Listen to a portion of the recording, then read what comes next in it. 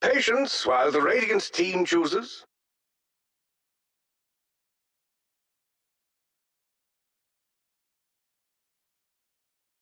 Time now for the Dire team to choose. Puck.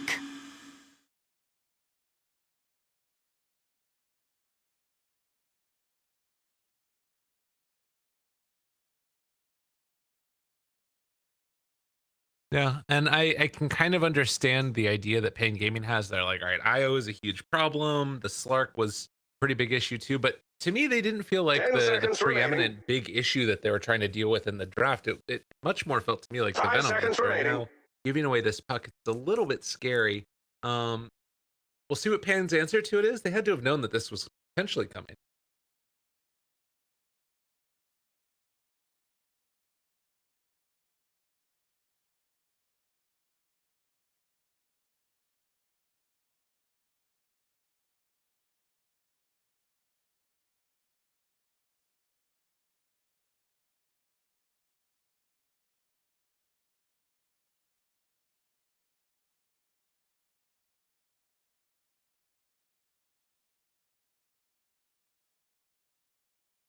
Dire team pick.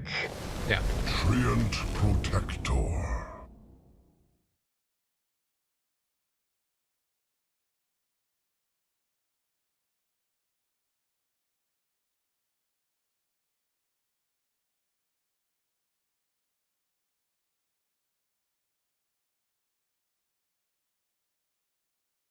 Ten seconds remaining.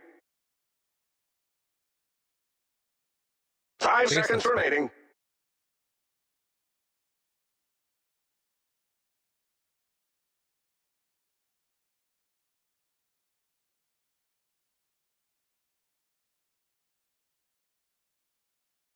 Radiant team pick.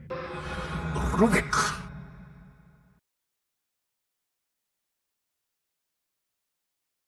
That's fair. I can totally agree with that. And it makes sense why they picked him Radiant out as team well. ban. We're seeing a very different draft this time.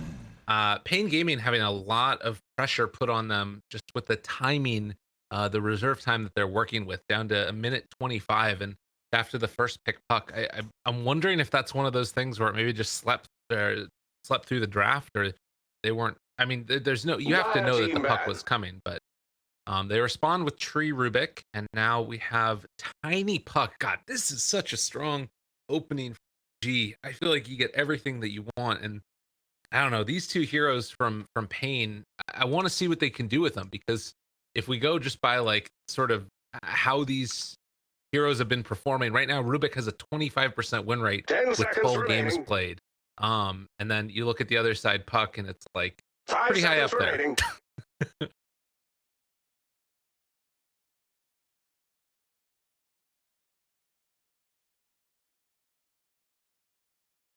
Right. Radiant team ban.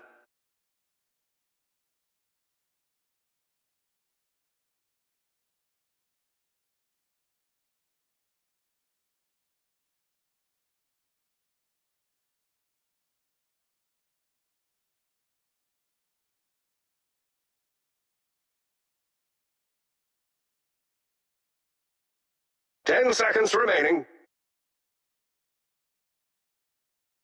5 seconds remaining.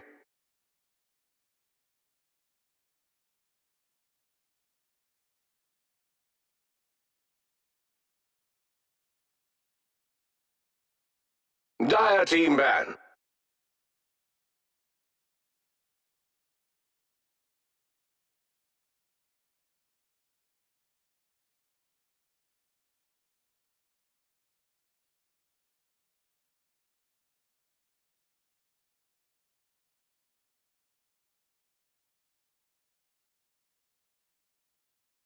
Ten seconds remaining. 5 seconds remaining.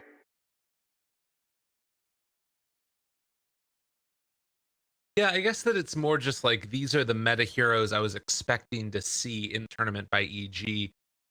Maybe this tree is a little bit of a revelation though, because I just looked through some of the Dota buffs recently, and it looks like Dire it's making team a pick. little bit of a comeback here.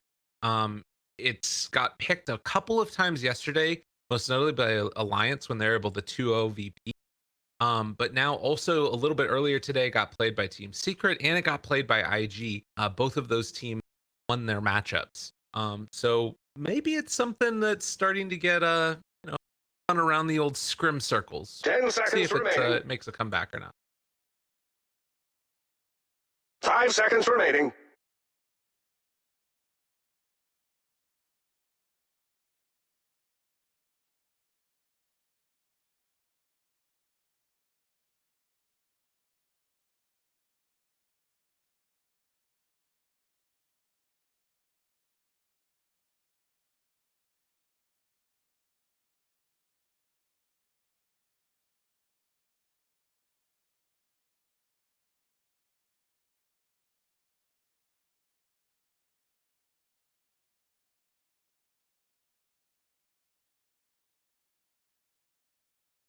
Yeah.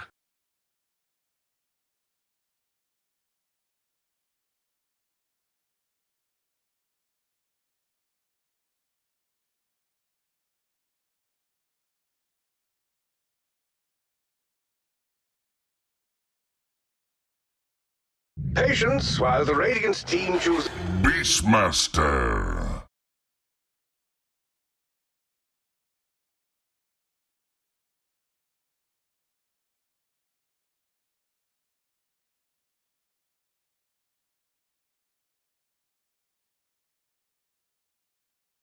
Time now for the Dire team to choose. 10. I like it. Ooh. So this was something that I feel like we saw fairly often a while ago was like teams opening with ports and then neither of them deals particularly well with like Chen creeps and then you just pick Chen. Um I don't know. That's something that I remember from like a couple 10 years ago. seconds remaining. Where to me now this feels like it's almost a battle 5 of who seconds comes remaining. online first. Where like Pain Gaming want to get behind this Beastmaster, push down towers, have Tree out there scouting a little bit for him. But now EG kind of can bring the pain themselves a little bit. Radiant team pick. Shadow Fiend.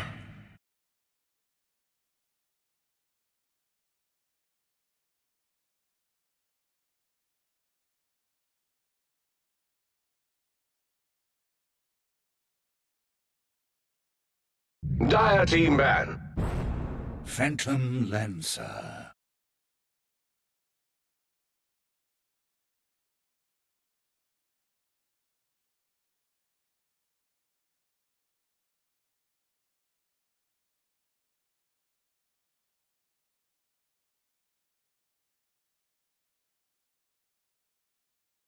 Ten seconds. No, I'm sorry. 8 seconds. Actually, I meant. Well, never mind. 5 seconds remaining.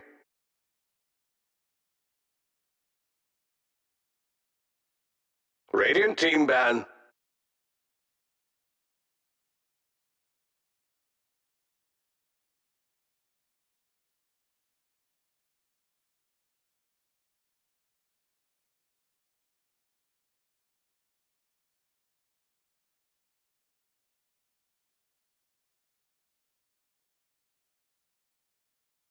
10 seconds remaining.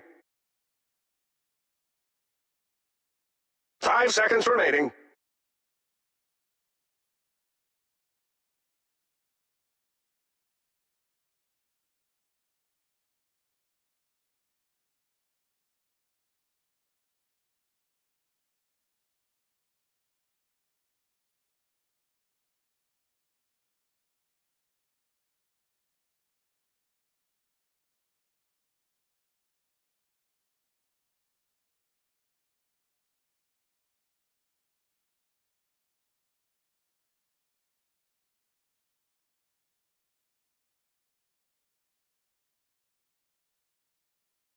I mean, he's done a lot of different things. Life Stealer's still in the pool. I mean, it's not like wonderful Patience against while the PL, right? But Radiant it could team work. chooses. Dire team pick. Timber saw! Oh, God.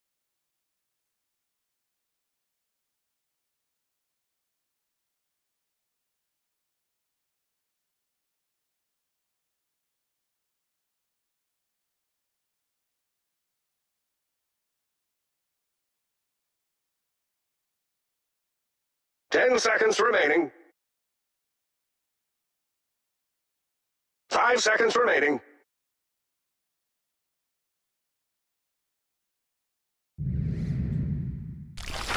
Life steal. Choose your hero.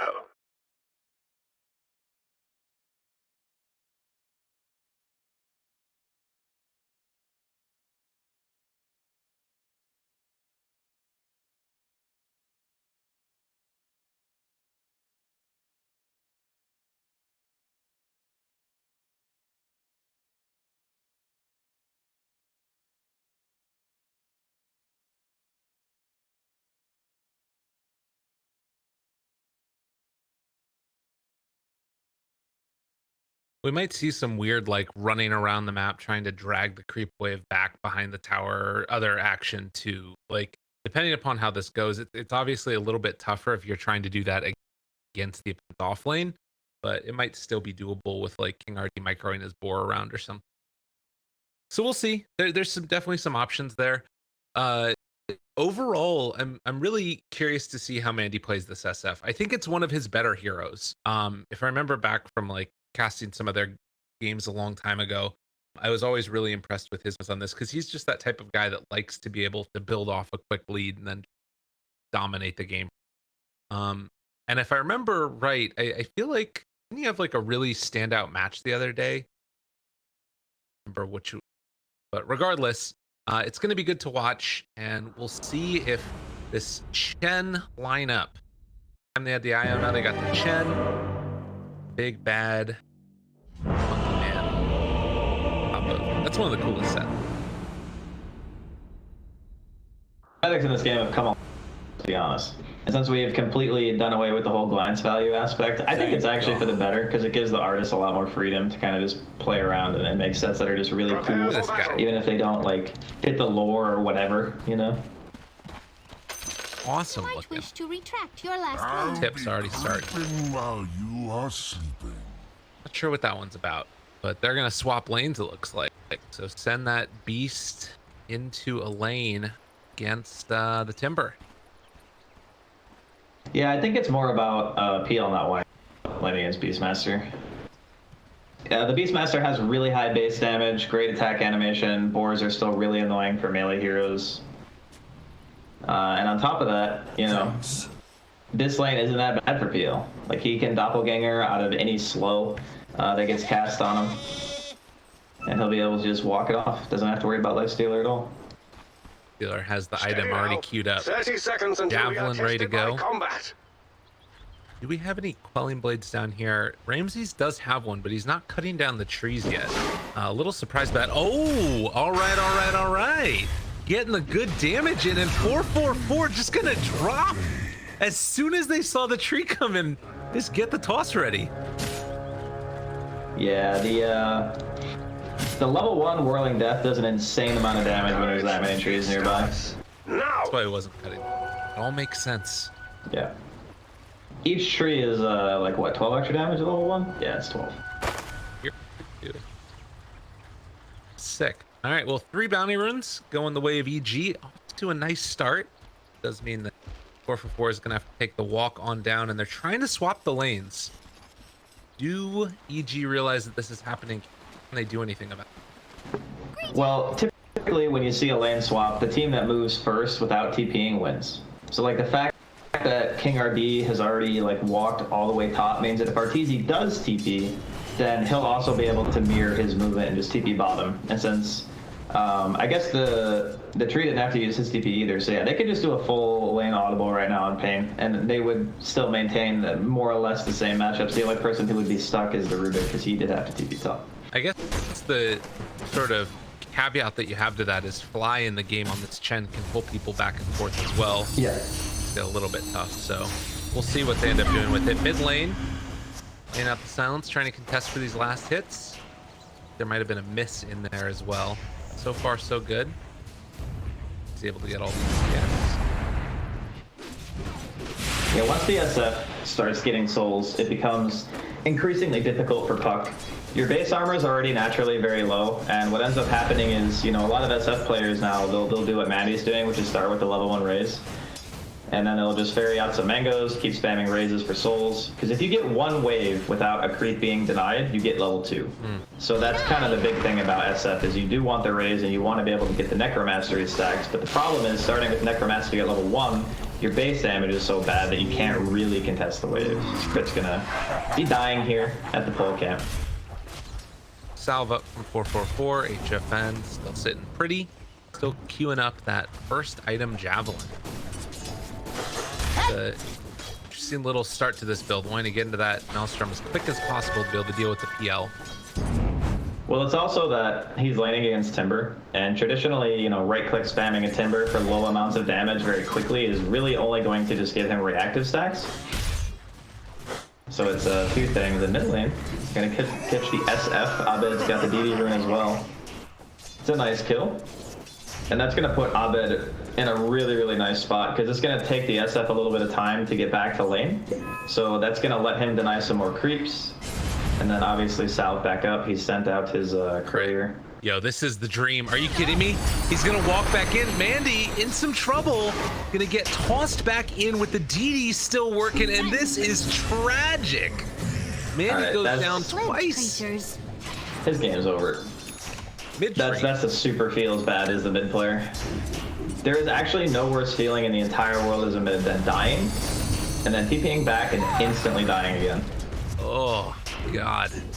Because now he's got to walk back. He even buys a smoke to get back to lane faster. Gives you a little bit of MS. But yeah, that's one of those things you gotta be ready for when there's a 4 tiny in the game, though, to be fair. The good news is that like, he TP'd in front of his tower. He walked up right away. Like, his ward's on the high ground. It's not, like, towards the bottom. He just plays his own ward now, though. They're also gonna lose one up top, and 3.5 minutes in, it is a 2,000 gold lead for EG. This is not good for Pain. I don't know what else to say, Andy. Yeah, this mid lane was supposed to be something for them that was decent, you know? Like, the SF gets souls, he starts winning the matchup, and he will recover. It's not like, when you say the game's over, you mean, like, your mid player is probably tilted. Yeah. That's normally what you mean, because you have this matchup where you're, like, doing well, you play the first 3 waves great, and then this tiny just ends your lead, and you just get, you know, it's frustrating. Yeah. Right? But now he's going to be forced to jungle. Fortunately, SF is one of the better jungling heroes, and they should be able to hold the tower pretty easily. They're going to have Dunha walk mid on the Rubik to try to soak some EXP. So they're adapting. But yeah, right now, EG are feeling good in all 3 other lanes. The other lane is actually dead, too. Here top, giving him the punches. Arteezy comes in to claim his prize, secure the kill, and maybe even take down the courier to boot. Fly? Oh, wasn't quite in range to get it. Slow down from the boar, kept it alive there. Yeah, man, this is looking rough. And I guess part of the reason that that's allowed to happen is because you have such a self-sufficient off-laner in this tree or rather on this Timbersaw, who's going to be able to find another kill now. Yeah, Crit's actually owning this game. He stun tossed the tree into the Timber. Yeah, and then he just dies. Fly's gonna get killed here. Kill secure from the Rubik. Man, I really think they should have just let Manny get that. He did have a long range raise too. I mean, it's a little misplay, but when you're in a situation like this where EG's got a 3K lead at 5 minutes, those little misplays really add up, and this guy needs gold, like, badly. Gotta happen. And now they're just thinking about running at him again. Dude, that was like, and again, he can't feel comfortable anywhere. Like, 3 heroes running him underneath his tower. And granted, they do stop the charge forward, but this is spooky.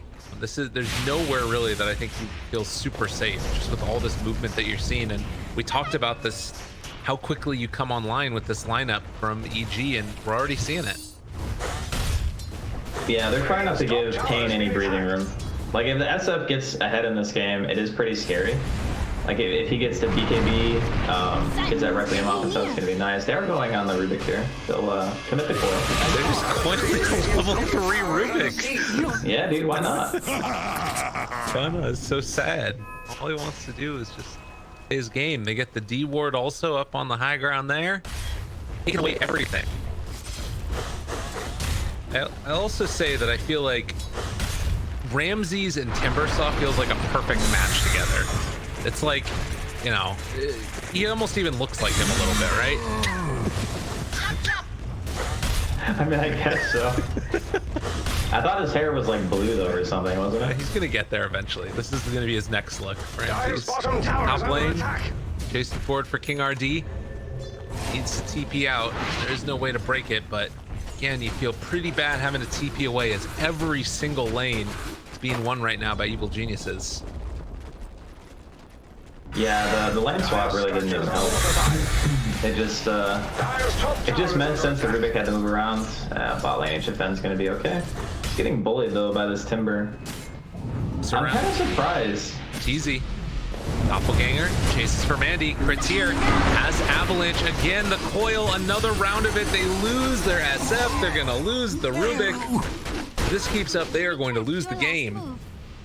There has not been a positive thing going on. 6,000 gold lead at 7.5 minutes. Yeah, it's almost 1,000 GPM lead at 7 minutes in. That's Bottom tower is under attack. troublesome. Let's say that. Look at They're losing the. little part there. They're gonna get the Royal Jelly, one of the coolest items as a mid player. Getting that extra regen. Nice. Dire's Curious who else top they tower is give fallen. that to. Crit's still just sitting here being a nuisance. Has the Blink Dagger queued up, but he's already done more than his job. 10-2. Right now, all of the top net worths inhabited by evil geniuses with Crit just barely behind that Lifestealer right now. It looks like they're going after Yeah, I'm trying to Dire's think. middle tower. I mean, you can obviously play around Roar, but your damage follow-up is basically just the SF at this point.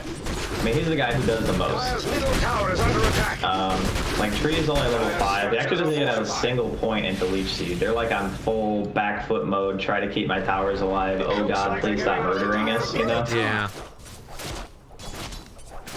Yeah, Lifestealer doesn't have boots. Sitting there with the Javelin trying to get Dire's middle tower is under attack. Hope to halt the pressure that's coming through. They have Aurora available for King RD, and they're going to commit it now to get that kill Looks like onto they're going Chen. after Dire's middle tower. Fly will go down here, but so too will the tier 1 tower in the mid lane, because there's no way to stop Ramses right now. And Avalanche Pretty much unkillable. got Donos as well. They kill him off. Abed cleans him up. 1 by 1. Dire's middle tower is under I don't know, attack. I feel like the Lifestealer doesn't really solve their problems. Nah. That's why I was thinking along the lines of unconventional heroes, because sometimes it's just what you have to do. Like when you get to this stage in the game, you know, your Beastmaster's dying under your own tier 2 and you don't feel like you can send a single hero to help. I mean, 4 for 4 is not 6 either, right? So, Dire's top tower is under I attack. mean, this Temper pick is definitely doing a huge amount of work. You know, props to EG for the really good drafts in game 1 and 2, and just the way they're playing it. Like, they seem to have found their form from yesterday. We saw some shakiness from them in general, but this time around, they seem to be doing a much better job. They've made a beeline for Radiant's bottom tower. No, another courier kill. It seems Dude, that Timbersaw has killed 2 couriers at like 10 minutes into the game. What the hell? Oh, they might be able to get these outposts though. Nona gets 1. That is a big win, even though he is going to die for it. Well, is he? Ramses. They're going after Yeah, they got Dire's middle tower. Radiant's bottom tower is under They attack. get that kill. 8,000 gold lead. It continues to rise. But as you said, maybe some little signs of life. That was also the Maelstrom for the Lifestealer that got killed off with that courier. They're going to try and find Abed there. Can't get in range for the roar. It's going from bad to worse. Terrible. Yeah, I'm just trying to think of the plays they can make. Like, the Shadow Team just has to be there when the roar goes off. There's no other way. They need every single bit of damage, you know, to get a kill, unless they're roaring like the Chen. And even Fly has mech, you know. So this is another death. This time it's going to be HFN behind enemy lines there. Dire's top tower. Timbersaw kills off the wave, and now they're ready to invade the jungle. God, this PL has 11-minute defusal with double Wraith treads and a full 1. That is just bonkers. Yeah, man, it ain't looking great. Johnson to everybody. Kane's like, all right, let's do it. Now's our time. Kill Arteezy.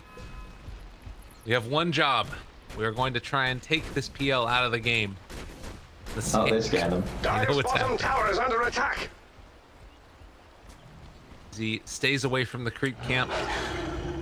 Pain are like, there's no way he came this way. Dire's bottom tower is under siege. They're gonna just farm it up instead now. So at least with this smoke, they're gonna be able to try and maintain maybe a little bit better control over their jungle. Dire's bottom tower is simply no more. I mean, I guess, you know, like having the map to play is always a good thing. Like Dota is and has always been about control and pressure. So if you relieve a little bit of that pressure and you're able to get some farm efficiency time, you know, maybe your Life Stealer will be able to get to a point where it feels strong enough to walk in. Same with the Shadow Fiend. But man, Shadow Fiend's only level 8. That is so low level for a Shadow Fiend at 12 minutes. Like, that's actually crazy low level. They steal back the Mud Golem. Flies like, that's my creep. So Rubik was able to take over the Hoy Persuasion. Ramsey's building up stacks of reactive while tanking the tower away. Beaten into it. Needs to wait for the catapult to come back. Tiny.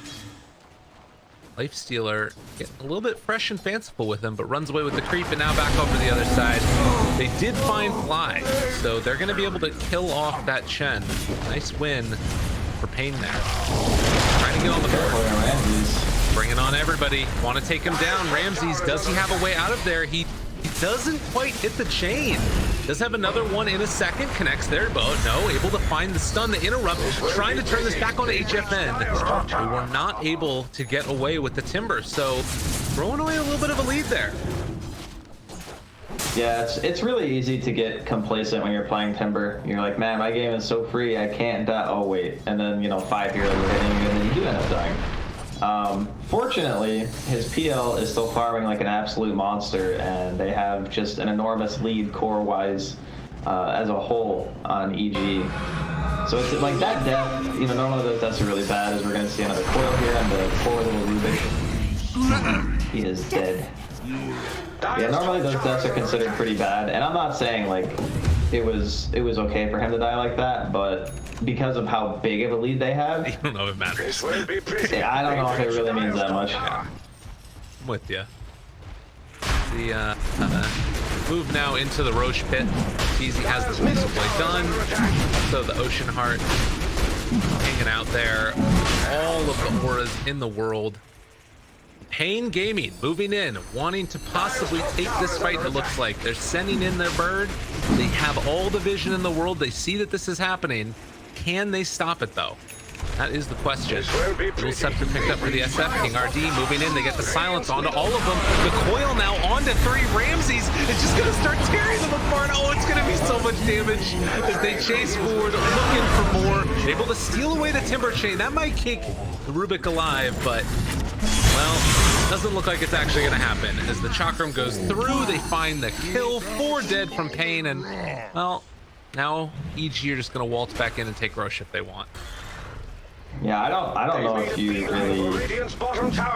I don't know what you do if you're Pain. Like you just you don't really have the damage right now. And like we saw what happened when they try to walk in. You know, they just get coiled. The Tiny can follow up with his Blink Dagger and the Stun Toss combo. Ramses is, if he has his team behind him, he's pretty much unkillable. If he does get to like the 1v4 or the 1v5 thing, like we saw mid, he can die, but not if he has a supporting cast. Well, you know, it's interesting because I felt like Pain played so much better yesterday than they did today, as far as what we're seeing from them so far. And I think that maybe some of that could also be, in a way, like North America and South America, kind of an intra-regional matchup when they play against each other. I'm wondering if like they've scrimmed a lot and just Pain don't have a good answer for EG as a team. Because so far it's looking like they really don't have any answers at all, as PL is just going to chase him down, kill him off in front of all of his teammate. And, well, is EG finally going a bit too far? They still have the Aegis on the PL, so probably not, as 3 die across the map. Shadow Fiend's already gone. HFN also going to fall as they chase forward with Ramses and with Crit. Toss him on top of my don't ya. That is a dead Life Stealer. Ugh. I feel like both games they kind of like pick these later picks, like the Life Stealer. The Life Stealer in particular this game to me felt kind of weird. Yeah. It can lane against a Timber. Timber is that type of hero where if someone's just existing in your lane, you don't really care. Like, you're not being pressured by that guy's presence. You need something that's gonna really, like, force the Timber to feel uncomfortable, or at least give you some kind of kill condition on the hero. And Lifesteal really doesn't do that. I mean, Monkey King was the only hero I can even think of besides, like, Razor, who would have been able to just, you know, walk in and stop him from having a free time. Right. But because of when it was picked and what it was picked against, I feel like it's really hard for the hero to succeed. It's kind of similar to the Liquid series we saw last time. Yeah. It's just the later picks just don't fix the lineup problems, and then they persist throughout the game, and this is the result. I mean, this one is a little bit of a, let's say it's an extreme case. You're not wrong. Jesus. It's completely fallen apart. This game is off the rails. This game is over. It's 15,000 net worth lead at 17 minutes there. Breaking high ground. Going to take at least one set of racks, if not more. And I mean, at this stage, if you're Mandy, you can only just jungle. That's all he's got in the tank right now. Has a Yule's Scepter and a Pupil's Gift. The Pupil's Gift is the best item he's got in his inventory. Hey, he's got an Aquila now, and that might put him, you know, net worth wise over the Tiny of the enemy team. And that's GG. They're done. Okay, just call it. That's fine, Damn. honestly. Like, you know, sometimes you just get owned. Yeah. And you know, they say you learn a lot from your losses, and if this loss is anything, they should learn